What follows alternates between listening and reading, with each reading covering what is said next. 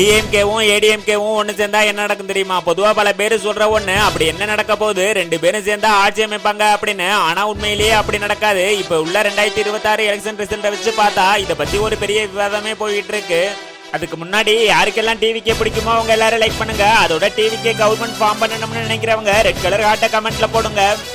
இதெல்லாம் இருக்க எம்ஜிஆர் தனியா வெளியே வந்து கிட்டத்தட்ட 50 வருஷம் ஆயிடுச்சு. ஆனா இப்ப ரெண்டு கட்சிகளும் ஒண்ணு சேர்ந்தா இந்த திராவிட கட்சிகளோட பேஸ் அல்டிமேட் பவர் ஹவுஸா மாறிடும். எதிர்கட்சிகளுக்கு இடமே இல்லாம போயிடும். அதோட இப்ப உள்ள நியூஸ் படி விஜய் சிஎம் ஆக ட்ரை பண்ணும்போது டிஎம்கேவும் ஏடிஎம்கேவும் ரெண்டு பேரும் ஒண்ணு சேர்ந்தா அவங்களோட சீட் மெஜாரிட்டியை தாண்டிடும். அந்த அன்எக்ஸ்பெக்டட் அலைன்ஸ் வந்தா விஜய் சிஎம் ஆகிறத தடுக்க முடியும்னு சொல்லியிருக்காங்க. ஆனா டிஎம்கே இப்ப ஆப்போசிஷன்லயே இருக்க தயார், ஏடிஎம்கேவோட கூட்டணி அப்படிங்கிறது இல்ல அப்படின்னு சொல்லியிருக்காங்க. அது மீறியும் ஒருவேளை ஒண்ணு சேர்ந்தா பவருக்காக ஒன்னாயிட்டாங்க அப்படிங்கிற ஸ்பீச் அதிகமா போகும்.